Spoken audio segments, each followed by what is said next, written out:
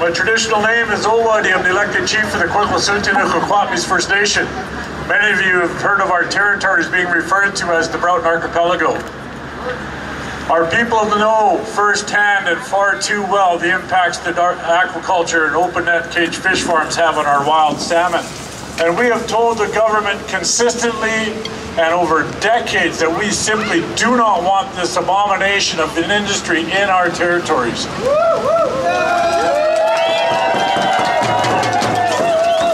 We have stated again and again and again that we want to see healthy, abundant wild salmon stocks, period. This is our birthright.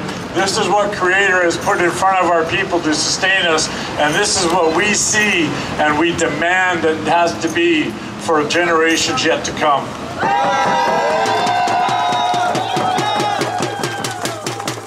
I think now Canadians, and not just First Nations, but Canadians alike are now waking up, that we are now becoming very aware that the impacts that open net cage fish farms have on our territories, in the environment, and on the wild salmon runs is very real, and it is very unacceptable, and that's witnessed today by so many of us being here.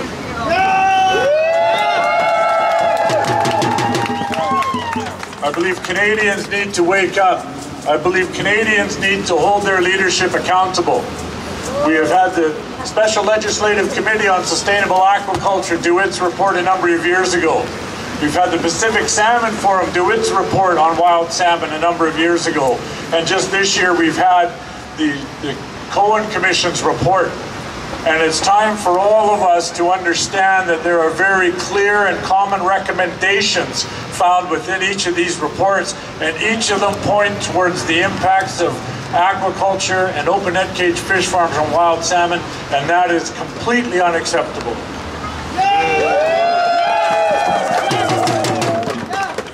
We have a government, the Stephen Harper government, with a majority, and it is completely within his reach to make the fundamental changes that are required, and he chooses not to.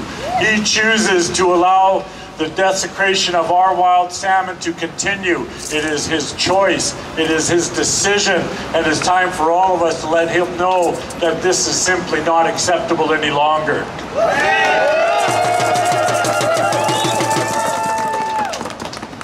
To understand now that the government is a majority, this does not mean that he is allowed to override the Constitution of Canada. It does not mean that a majority government has the right to disregard the Supreme Court of Canada rulings. These are things which are the promise of good governance to Canadians alike. And I can tell you as a First Nation leader standing and trying to express our concerns to have our title and our rights accommodated and reconciled with the Crown has not been fruitful. We have been denied, we've been delayed, and they continue to perpetuate a distraction rather than embracing the laws of Canada. The laws of Canada and the Constitution are being overrun by Stephen Harper and his majority government. We must continue. We must find ways to stand united. We are one people. And we're speaking like we've never spoken before, in unity and with a common voice. And I think that now Canadians are starting to understand the plight of First Nations people. We're speaking in words which bring them great discomfort. We're talking about racism. We're talking about a systemic problem with government's interaction with First Nations people. We're speaking of the sacredness of our territory, the sacredness of salmon. And these are words which Canadians, I'm seeing and feeling, have a high level of discomfort with. Our world around us, as you can see, has lost touch with things which are sacred. And yet our First Nations people, we embrace that very notion on a daily basis.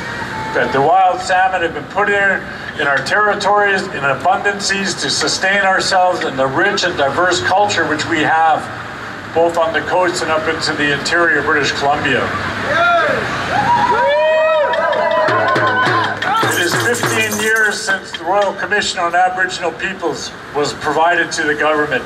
15 years of dust has settled on this document with zero actions from the government. They have spent Canadians' hard-earned tax dollars to accomplish that report, just as they have with the COAN, just as it happened with the Special Legislative Committee on Sustainable Aquaculture. When Canadians are concerned about tax dollars, they need to understand the millions of dollars the government spends to pretend they're doing something. These are millions of dollars which will never come back. These are millions of dollars which are intended to provide direction to the government about your concerns, about the examination of science and the impacts that it has. And they continually walk away from it. Delay, deny, and distract is what the governments choose to do. And I ask you, is this acceptable? No! I ask you, is this something that you are willing to support from your Canadian government? No! I ask you, is wild salmon more important than aquaculture? Yes! In closing, I would like to say and acknowledge each and every one of you that have come out here today in the rain, the beautiful rain of the coastal peoples of British Columbia. And it is important that Canadians, both standing in this circle and that will see different messages that come from here, and the people that are walking across the street, and the curious onlookers over there, and the people in this building behind us, the Department of Fisheries and Oceans. It is time they understand. It is time that they make those fundamental changes that are required. It is time that the Canadian people's message to the Norwegian people of their abuse of our environment is no longer acceptable. The fish farms come to Canada from Norway. They know very well the impacts of this industry has on wild salmon. Their wild salmon have been decimated in Norway, and yet they choose to not bring their best understanding here into Canada. And they bring in the diseases, they bring in the sea lice impacts, and it continues to this day, and I believe it is to the shame of the Norwegian people. I have traveled to Norway on a number of occasions. I've presented to the various fish farm companies and to the Norwegian governments about what it is that we find unacceptable. I have brought the message of the Musqueam people directly to the steps of Norwegian government to let them know what it is that we want to see and what it is that we want to present based on the UN Declaration on the Rights of Indigenous People. Because Norway, as a democracy, embraces the UN Declaration on the Rights of Indigenous People. They are working with the Sami people now to figure out how to make this actually hit the ground. But those Norwegian companies that fly that flag come to Canada and completely disregard First Nations perspectives and opinions, and to want to have them override our people, like we are of no consequence, that we are just simply something that gets in the way of their corporate profits. And I am very proud to stand with each and every one of you today, because we are standing in the way. We are standing up for things that are important to ourselves, and that is the importance of wild salmon.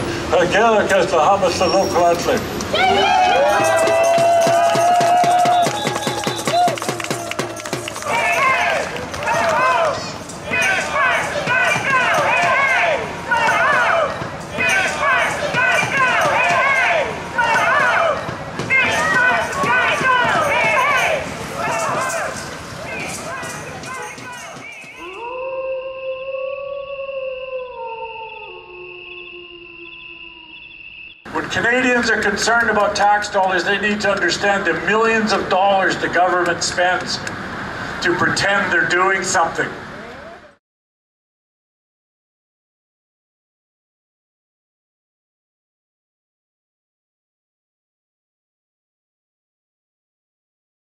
Delay, deny, and distract is what the governments choose to do. And I ask you, is this acceptable? No!